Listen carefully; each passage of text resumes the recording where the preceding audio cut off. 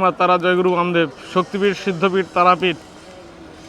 এখানে অনেক বড় বড় যজ্ঞ হয় এবং এই যে চিতাভস্যের ওপরে সিদ্ধ পুরুষ মহাত্মাগণ, অনেক জ্ঞানীগুণী গুরু বামদেবের থেকে শুরু করে গুরু বৈশিষ্ট্য শুরু করে সকলে এখানে সাধনায় সিদ্ধি লাভ করেছেন। সেই দিব্যপীঠে আপনারা দেখতে পাচ্ছেন এক মা তার অদ্ভুত বেশভূষা, এই অদ্ভুত বেশভূষা নিয়ে সে একদম খুব তার নিজের মনের মতো করে কিছু শস্যে এবং অল্প কিছু কাঠ নিয়ে সিদ্ধপীঠ শক্তিপীঠ তারাপীঠে তার মন মতো করে সে জয় মা তারা জয় গুরু বামদেব এই মন্ত্রকে আশ্রয় করে সে সুন্দরভাবে তার মন থেকে যে ভক্তিটা এসছে এবং সে যেটা নিজের মন থেকে ভালো মনে করেছে সেই ভাব নিয়ে সে এখানে যজ্ঞ করছে। অনেক আপনারা বহু বড় যজ্ঞ দেখেছেন, তার একটা শোভা আছে।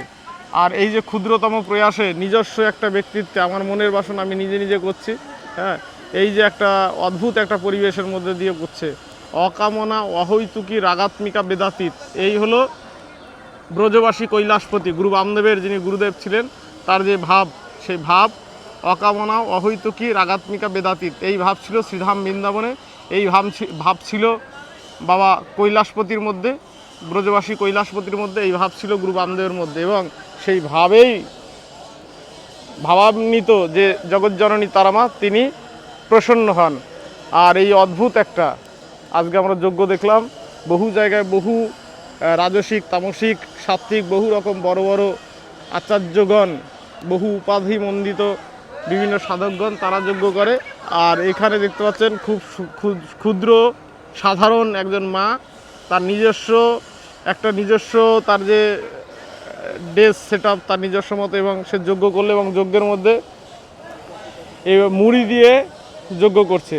তন্ত্রমতে একটা বলা হয় যজ্ঞে ঈশ্বররা লাভ করে, ভগবানরা লাভ করে, দেবতারা লাভ করে।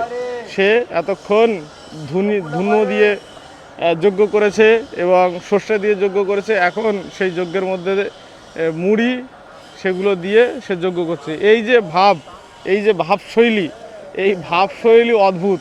এটাই শক্তিপীঠ সিদ্ধপীঠ তারাপীঠের মহিমা, যেই জায়গায় তারামায়ের অগণিত ভক্ত আছে। যেরকম ভোলানাথের অগণিত ভক্ত আছে না, দেবতা ভোলানাথের ভক্ত, অসুর ভোলানাথের ভক্ত, যিনি মহারাজা পণ্ডিত সুপণ্ডিত বিচক্ষণ তিনিও ভক্ত, সেই রকম ভূত প্রেত দানব দৈত্য সকলেই দেবাদিদেব মহাদেবের ভক্ত। আমার পাগলি মায়েও তাই। এই পাগলি মায়ের অনেক রকম ভক্ত আছে, যারা জ্ঞানী গুণী মহিমান্বিত দিগ্বিজয়ী, সেই সকল তারা বহু বড় উপাধিধারী তান্ত্রিকরা রয়েছেন। তার সঙ্গে সঙ্গে এই ক্ষুদ্র সাধারণ প্রেম ভক্তি প্রতিষ্ঠিত একটা ভাবান্বিত ভাব, এই যে বুড়িমাকে আমরা দর্শন করলাম, তার নিজস্ব একটা ব্যক্তিত্ব শৈলী আছে, যে শৈলীর সাথে হয়তো কোনো শৈলী মিল খায় না। আর আবার তার কিন্তু একটা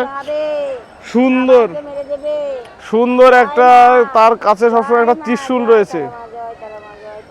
রয়েছে। এবং মায়ের সঙ্গে আমরা কথা বলবো।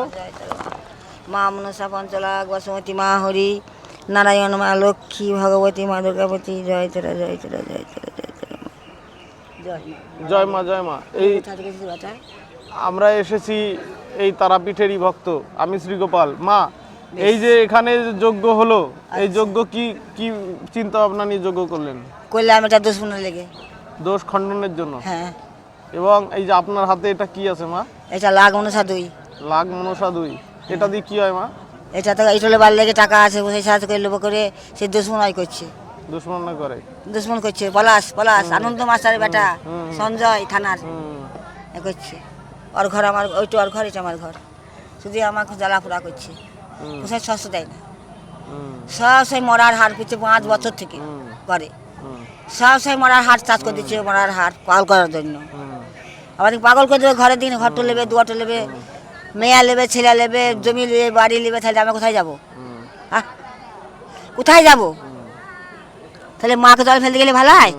হ্যাঁ, মা ঘরে পচি কোনার ঘরে উঠে আছে, কোনায় পচি কোণে উঠে আছে মা, লাগ মনসা 2 রাশি পুরুষ।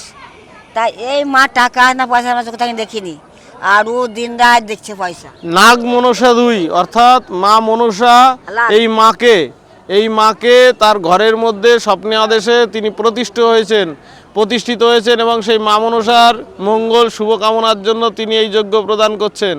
তাই মা মনসা সকলের মনোবাসনা পূর্ণ করে মা? হ্যাঁ করে মা, ও সবাই মন পছন্দ করে, সবার মঙ্গল হবে, সবারই মঙ্গল হবে বেটা, সবার মঙ্গল হ্যাঁ, হবে। সবারই মঙ্গল এই যে তারাপীঠে যত ভক্ত আছে সব ভক্তের মা মনসা সবাই জাগ্রত মা তারা সবার মনোবাসনা পূর্ণ করবেন। আর আমি এই মা সুশানকে বেশি ভালোবাসি, শাসনকে সুশানকে আমি খুব ভালোবাসি।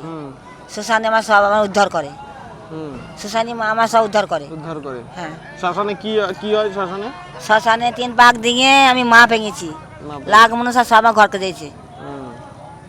একটা মেয়ে ছেলে বলেছিল যে সুশান 21 দিন পাক দিলে তোর মনসা ঘর উঠে যাবে।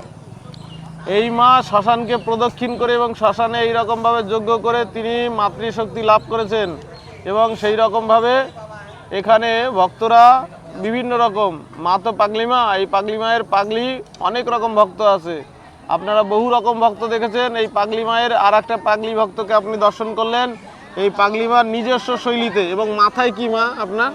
মাথাতে বান মেরে আছে, এই বালি বান, তাই মাটি নিয়েছি তারা মার, হাড়ের মাটি, যেমন ঠান্ডা আছে পাগল হয়ে গেছি।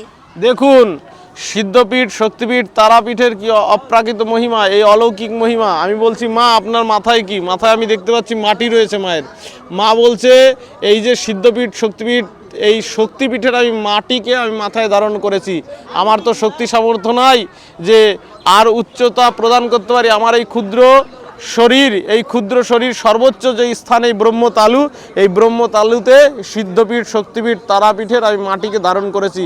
এই মাটির ঠান্ডা, এই ঠান্ডার প্রভাবে আমার মন শীতল হয়, আমার মধ্যে মাতৃত্ব ভাব জাগে এবং মা আমার উপর করুণা প্রদান করেন। এই রকম ভাব নিয়ে নিজস্ব শৈলীতে শক্তিপীঠ, সিদ্ধপীঠ, তারাপীঠে এই পাগলি মা সাধনা করছে। আপনারা একবার বলুন জয় মা তারা। তারা মা আপনার মনোবাসনা পূর্ণ করবে এবং সকল ভক্তের মধ্যে তারা মায়ের ভক্তদের মধ্যে এই পাগলি মাকে ছড়িয়ে দিন। জগৎজননী তারা মা কাল সকাল হতে না হতেই আপনার মনোবাসনা পূর্ণ করবে। আপনার জীবনেও খুব সুন্দর একটি দিন আসতে চলেছে। জয় মা তারা, জয় গুরু বামদেব।